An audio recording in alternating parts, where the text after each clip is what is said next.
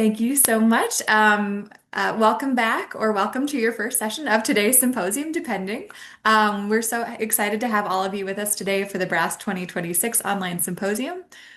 If you've been to our other sessions, you've already heard this, but I am Nora McKenzie. I'm the chair of the Business Reference and Academic Libraries Committee and also the co-chair of the symposium subcommittee alongside Kelly LaVoice. I also have a fantastic subcommittees that help support all of the work that this group does and that puts the symposium together. And that's Christy Cunningham, Kate Cummings, Brian Garrison Wynn, and Doris Dwee.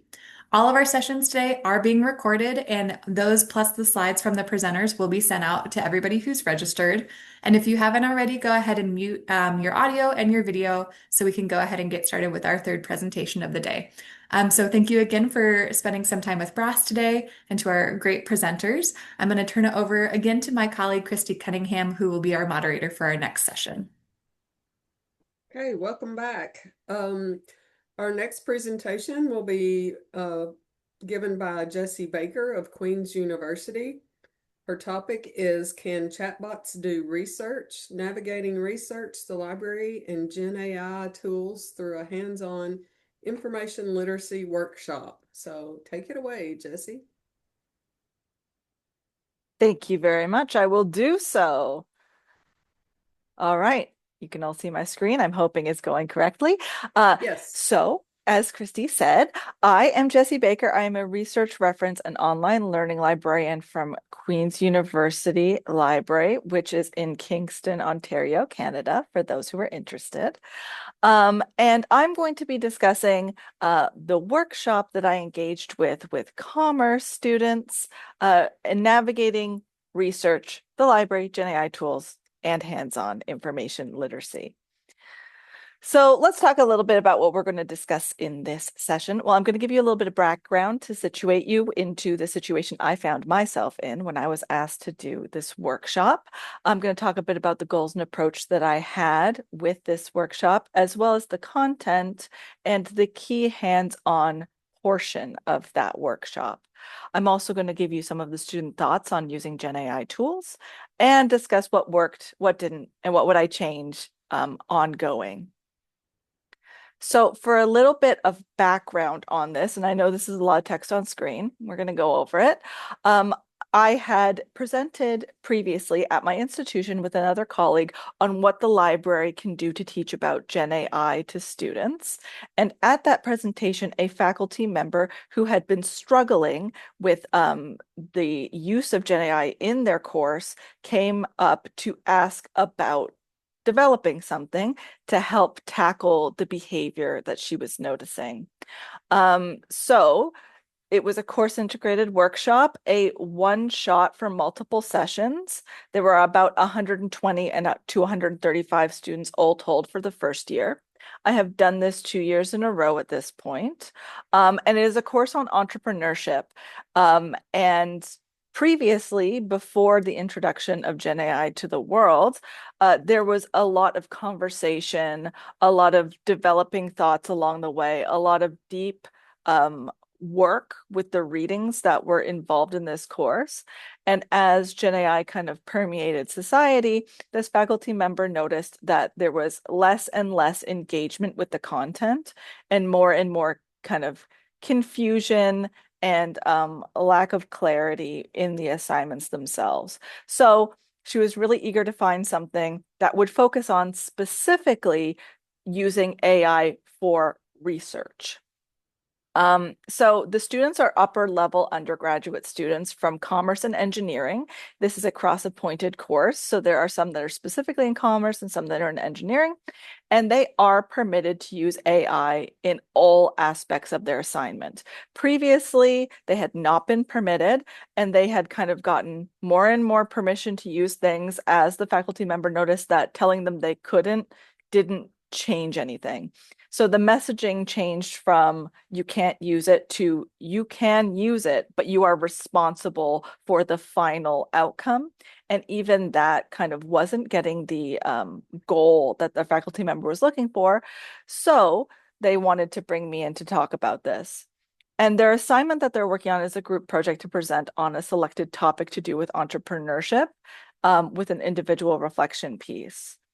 They are allowed to use both popular and scholarly sources with the caveat that they have to take a certain amount of time to engage with. So these can be podcasts, they can be YouTube videos, they can be scholarly sources, but they need at least 10 minutes worth of time that you have to take to actually use them. And they are required to use a base level of 3 scholarly sources. So the planning begun here because what I knew is that I'm getting a mixed bag of students that have different experience doing this sort of work. And I know that there is kind of a foundation that I need to be aware of, that their experience using GenAI and figuring out how I want to approach this. So I had some goals, and here they are. I wanted that by the end of the session, students would be able to articulate how information is organized in the library tools to locate and retrieve relevant sources. This is a part that I know is missing. I know that many of these students often turn to GenAI tools because learning how to use the library tools is a little difficult. It's a bit of a hurdle. And so sometimes they turn to other things. I want them to be able to engage with the iterative research process to complete their assignment. I want them to be able to discuss what generative AI is, how it works, and how researching with it differs from the traditional library tools, as well as how to critically evaluate the biases and ethical implications of generative AI tools and effectively use them to enhance their information retrieval if that is how they want to use it. Now, what is really important to keep in mind here is these are just the overall goals, but they're not necessarily the key part and thrust of what I want to get here.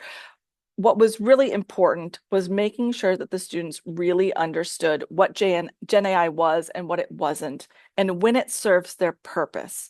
Because what we were seeing was that they would use it for all steps of the way for the assignment completion, as opposed to identifying the kind of key parts where they should focus. And so this is hopefully something to help us kind of unpack the process of doing an assignment and figuring out where what tools are best used. So the approach that I used was a combination of demos, because I couldn't get around it, and hands-on work with discussion integrated throughout. The hands-on work is really key here because in my experience, talking about what GenAI can and cannot do is less effective than showing them the pitfalls, the short stops, and the things it can achieve in their own hands, right? Me showing them up front, they're going to think I cherry picked this case. But when they try and do it themselves and see what actually ends up happening, it becomes realer. So some central considerations that I had going into this was to use the most straightforward language I could think of in order to address these extremely complicated things. So especially when discussing about how GenAI works, to try and take apart tokens and neural networks and the connections between these sort of words that are going around in this black box, to try and make it as straightforward as possible is really key. Having concrete examples tied directly to their assignment was also very important.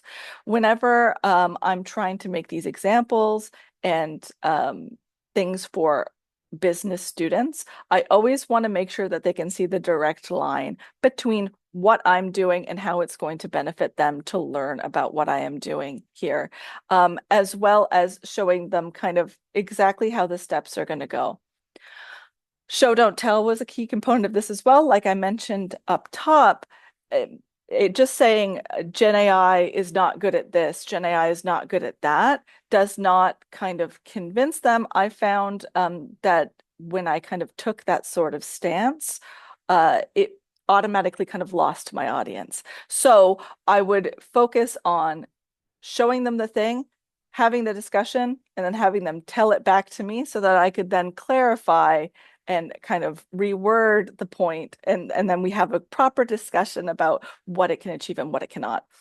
And using a consistent research topic during the demos. So the clear connection of what they're going to do all the way along. There is like a through way throughout this presentation that helped kind of ground the students during the presentation. So now I'm going to talk about the actual content here. The first thing I do in these sessions is get the lay of the land, figure out where the students are with what they know about research, with what they know about GenAI tools, and how they tend to use both of those things.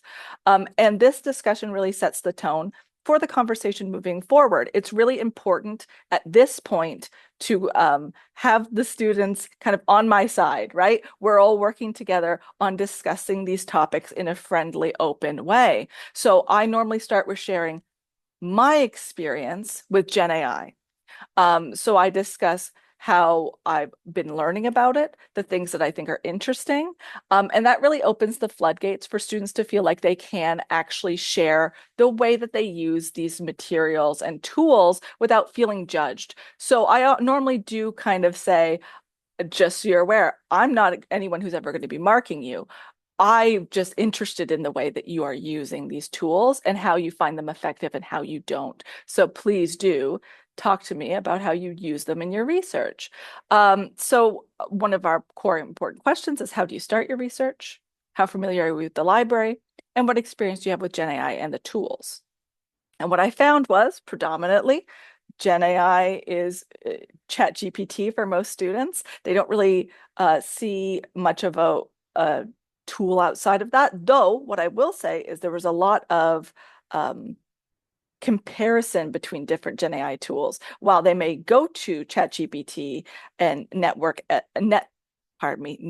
LM for a lot of their work, they're willing to use the other tools quite a bit.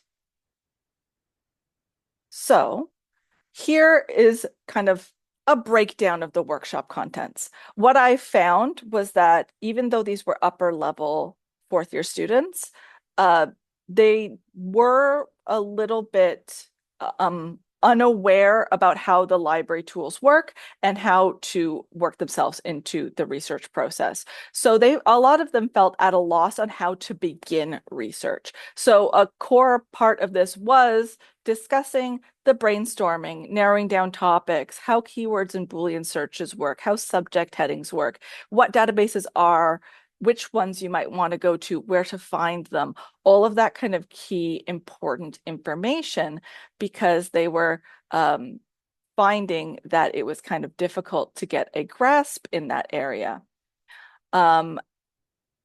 What we did in that case was our hands-on practice. After discussing a bit about how these tools work, how to use them, why we use them, they were able to create a basic search string from their topic and to try it out in a database and then discuss kind of what they found, what worked, what didn't, and then we really took it apart. And I learned a lot from that because many students would try an incredibly basic search first, even though we talked about how to build a search, even though we went through the process together, they would start basic and then build from there, which was kind of the same way that they approached using GenAI tools, which was kind of enlightening. Then we go into locating research itself via the library, via Google, using a chatbot, and when you would use one over the other and why. So in this case, since the students were permitted to use outside sources, not just scholarly sources, things like podcasts, things like reports from businesses, things like gray literature, a portion of this was discussing how to use the advanced search features in Google to locate things and figure out how they work as well.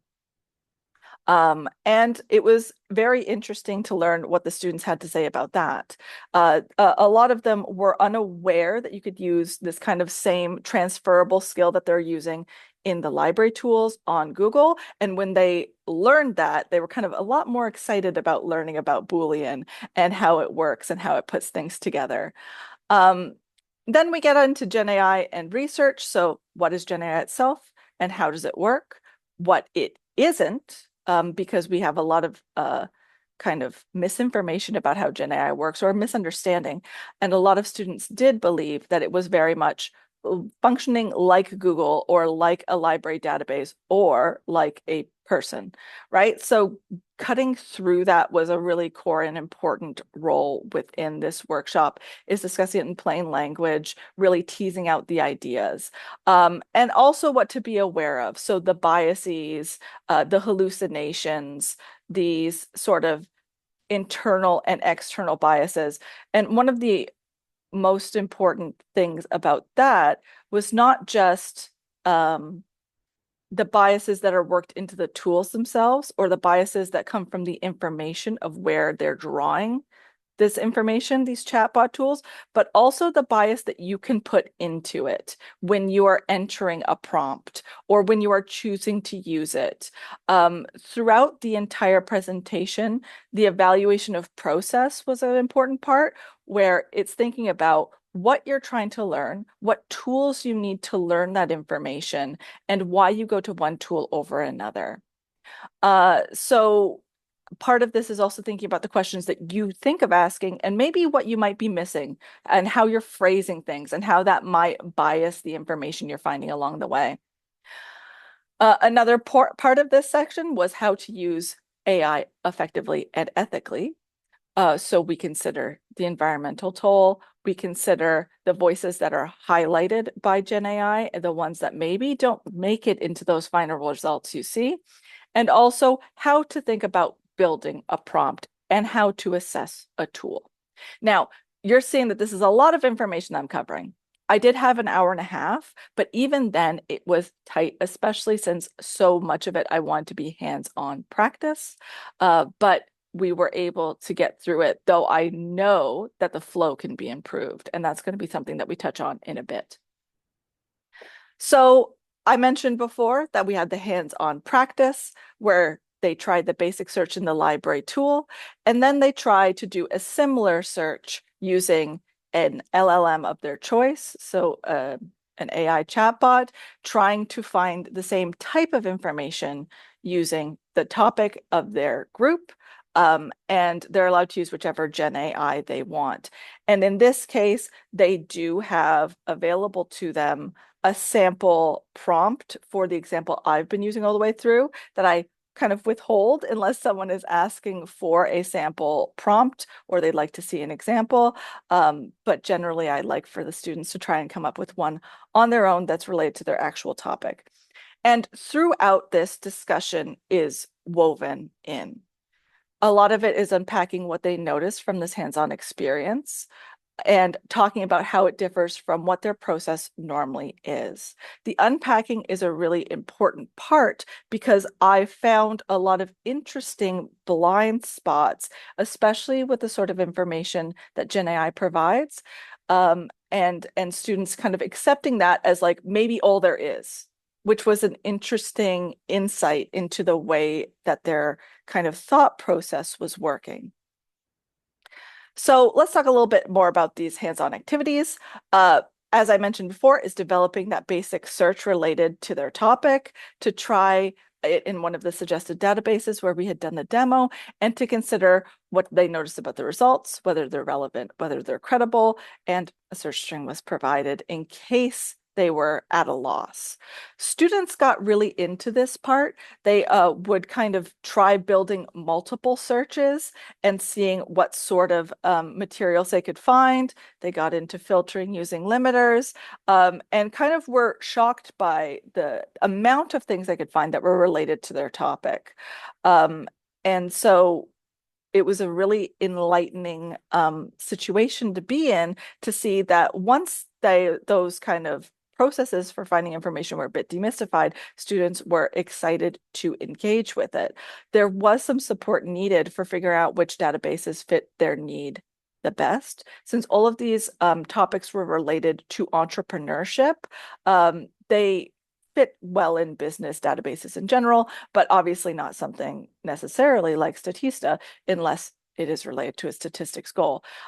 We had to discuss kind of multidisciplinary research and how you might go multiple places for multiple things. And that was pretty useful for the students.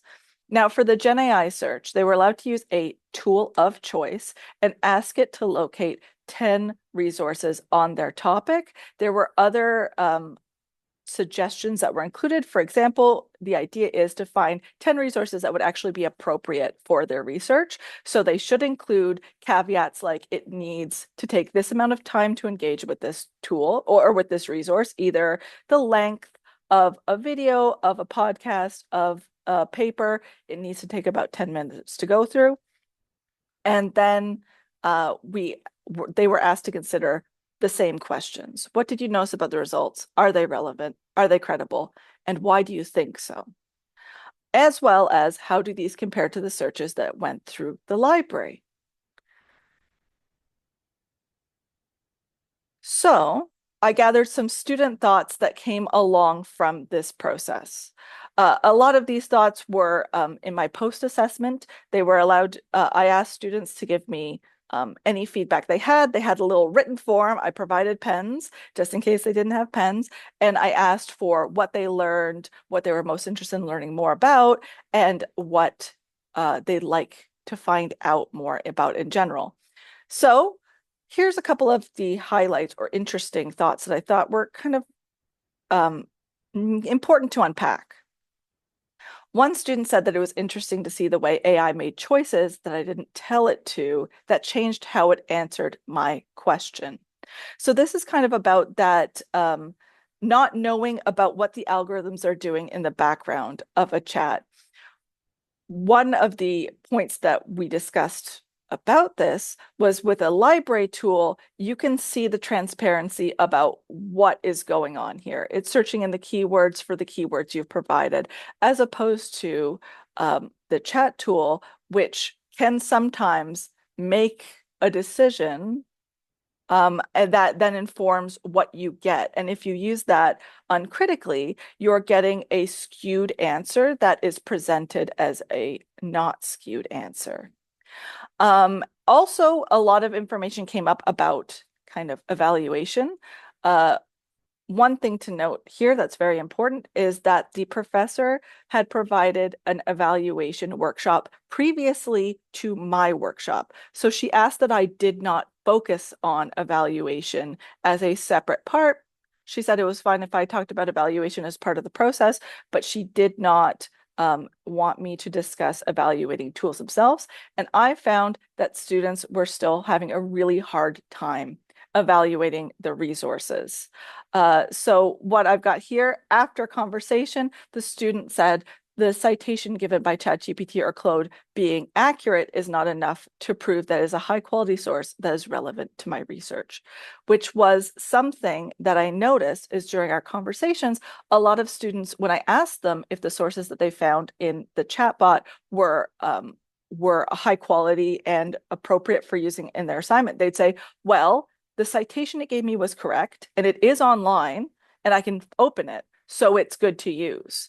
And so a lot of kind of unpacking and addressing why that maybe isn't enough was really important.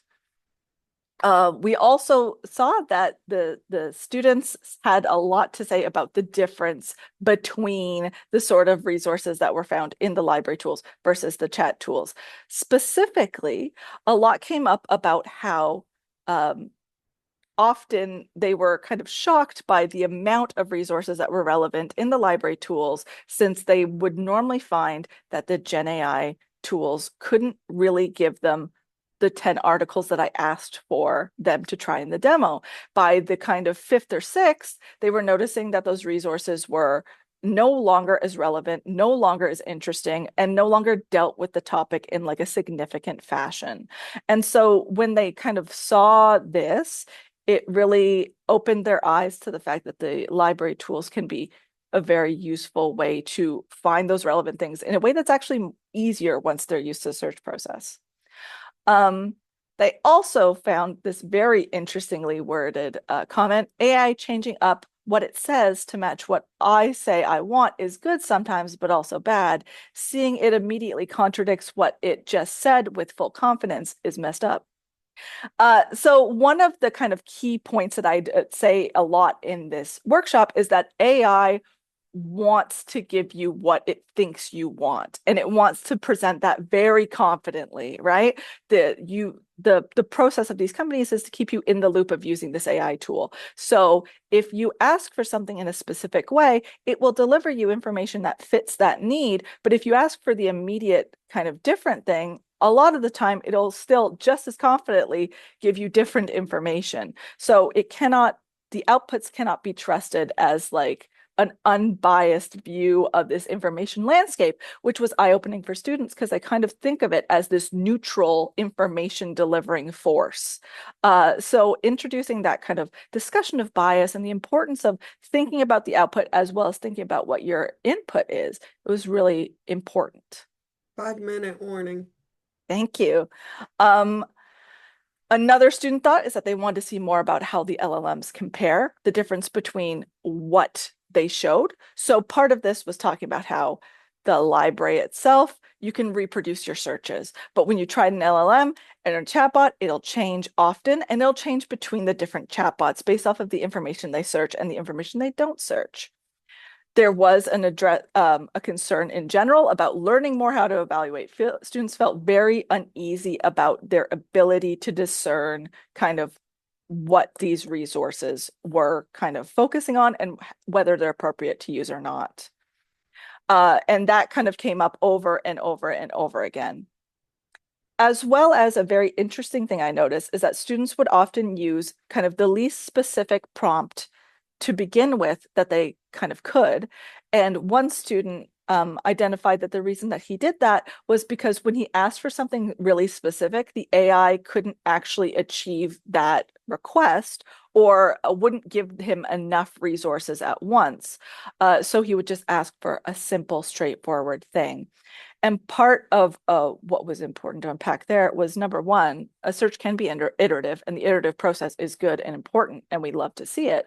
But that the AI probably shouldn't be the one stop then if when you ask for the specific thing you want and it can't locate it, then perhaps we start with a different tool.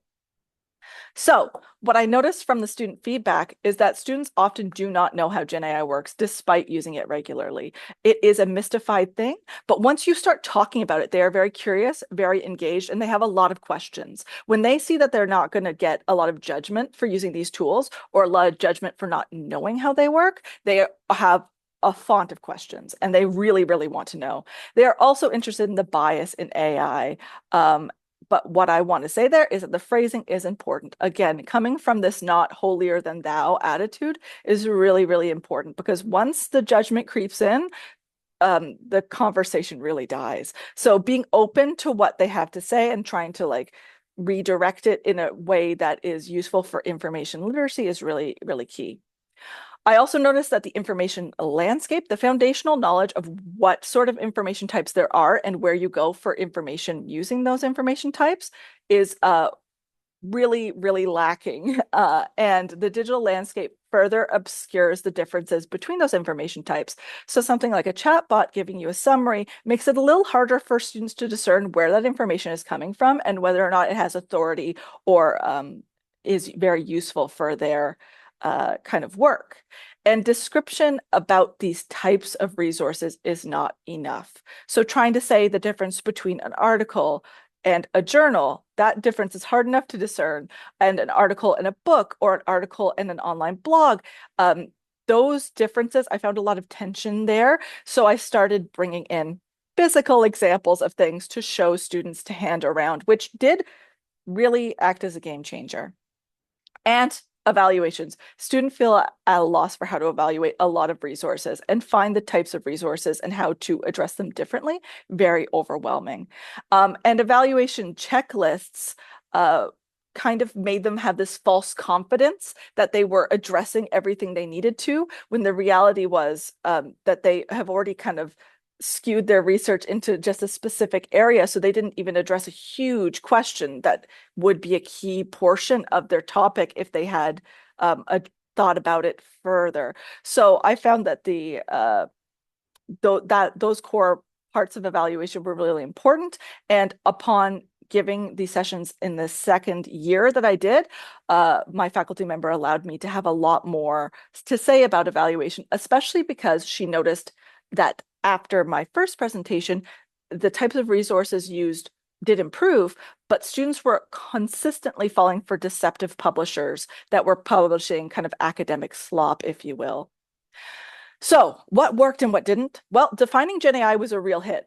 It worked. It helped students get a grasp on what was going on. The hands-on activities really kind of showed those same points that I was hoping to have and gave me a really good place to jump off in my discussions with the students, which were very successful as well. Having kind of that back and forth, the repartee, the volley of information was really good for developing these ideas with the students. And the tone was a key part of that. Now, what didn't work?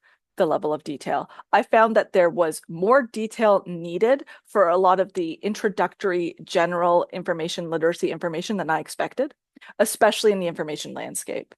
The flow of information, the first time I presented it, could have been improved to have searching through the library as one block and then searching with AI as a second block.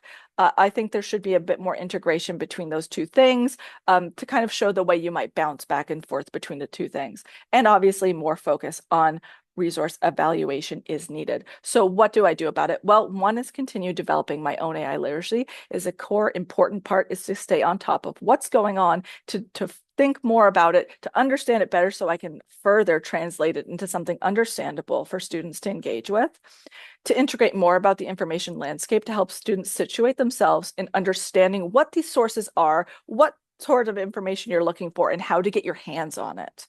Evaluation as part of that process needs to be woven into everything. More plain language, because the simpler these ideas can be expressed, the better. And to continue to gather that feedback and adjust the approach along the way for students. So that is my presentation. Thank you very much for listening. And please let me know if you have any questions for me. So Jesse, there are two questions in the chat. Someone asked if you're able to share what the actual research question was for which you compared results in library databases versus AI Absolutely. tools. Wonderful. I absolutely can. Oops, I didn't mean to do that. I'll just continue right here. Yes. So for my example, I used, just a second, I'm bringing it up here. I took a topic that was not selected by the groups in the class. They were allowed to select from a huge list, and the faculty member provided me one that was not selected by anyone, so they could see directly that this was an example of something that they could have done along the way. And the example that I used was the topic was the gig economy and entrepreneurial precarity. So how being an entrepreneur and the gig economy kind of creates this precarious situation for people who are self-employed and are entrepreneurs.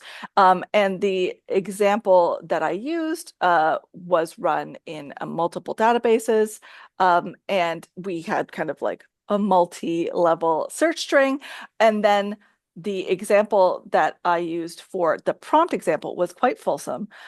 It was to locate 10 sources that meet the following criteria. The topic focus is the gig economy and entrepreneurial precarity. The types of sources are academic articles, long-form journalism, podcasts, YouTube videos, or documentaries. The depth is each source must be at least 10 minutes long to engage with, and the academic quality should be peer-reviewed, expert-based if it is an academic resource.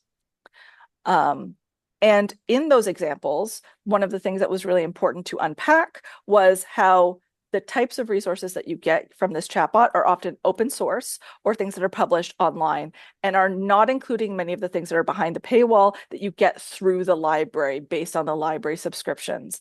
And this kind of value added of going through the library of if you only go through the chatbots, you miss this whole world of information that is relevant to the resource was a pretty big selling point for students to get into trying searching the library some more. That sounds great. And let's see, somebody else asked a question, but I think you addressed it at the end. I see. Did you give them the question I'm asking, and I may have missed it? more instruction on how to write better prompts to get better information? Yes, but this was a very kind of brief prompt assessment, which was the order of operations was for them to talk about how GenAI works, a discussion of how it works, a discussion of how it understands prompts. Then I didn't want to guide them when they were doing their activity. I wanted to see what sort of prompts they would come up with naturally, what sort of prompts they generally used. And the example for my prompt was available. And then after we did talk about how they can build a prompt from there, and then they tried it again. Thank you. Are there other questions? We have about 10 minutes left.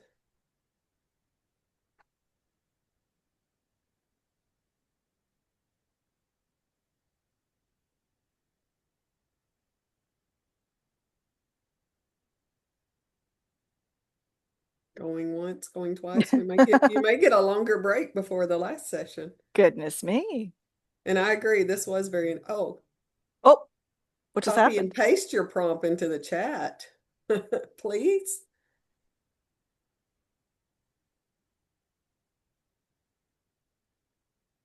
Oh, and here's Stop another one. sharing. While you're finding it again, did you find Oh, all of the students were happy to use AI? oh yes. The students were heavy users of AI. There were no students who had any compunctions about using AI, though I did have an option. Um, I did have a way around it if they did not want to use it directly themselves. But the faculty member had let me know they were all highly engaged AI users. So I did not have any students who had any issues with that. Um, as a matter of fact, when we were doing the hands-on activity, they were all extremely eager to try their searches in multiple places and make a comparison. But it seemed kind of almost competitive, where they kind of want to argue that their tool of choice, generally ChatGPT, was the best one. So I thought that was kind of interesting.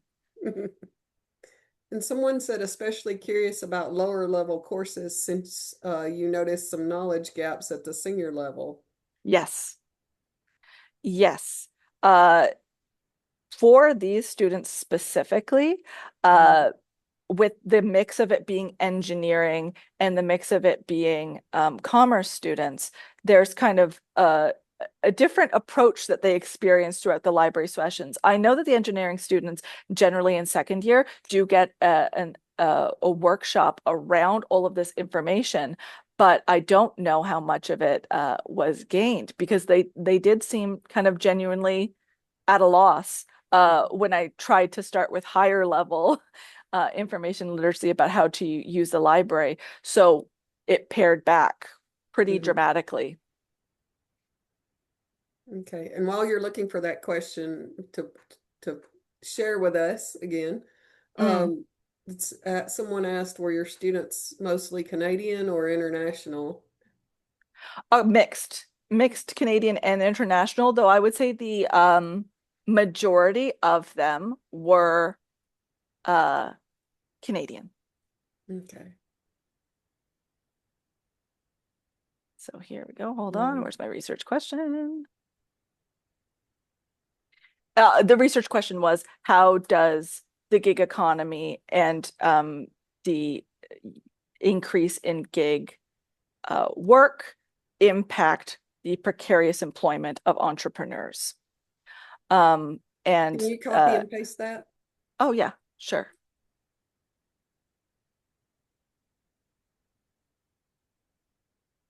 My copy and paste is not working, but I will get it in there. I'm just typing it up now.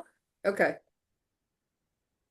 And then the same person that asked about Canadian International says, um, their school, they have issues with international students not wanting to do practicals, fear of failure, or not able to understand that they need to come up with their own ideas.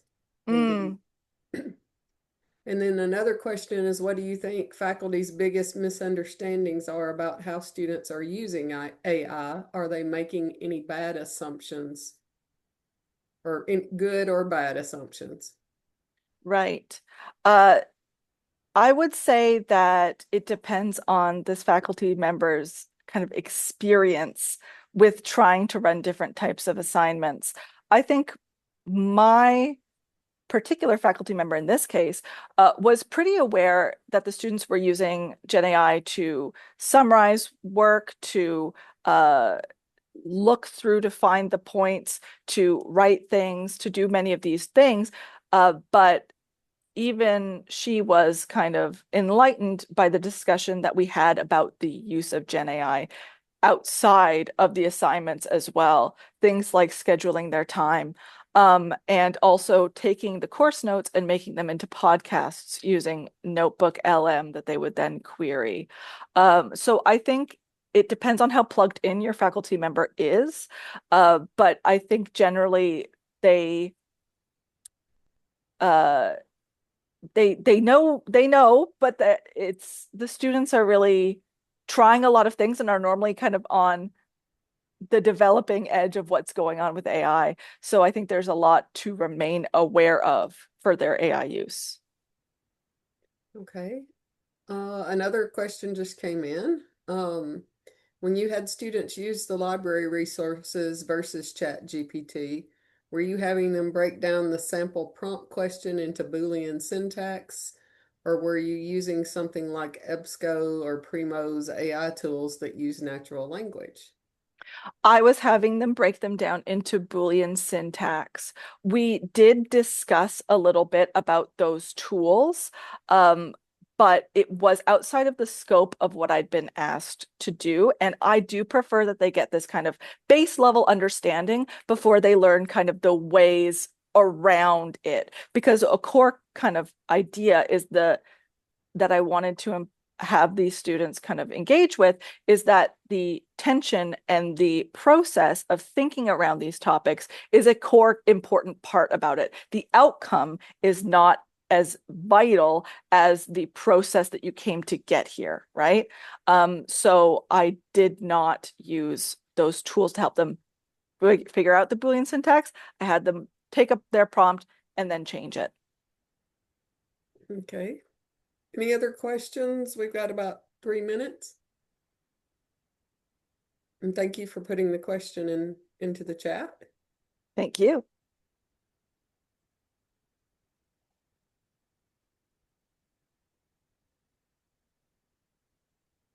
If there are no questions, Nora, if you want to close us up this time.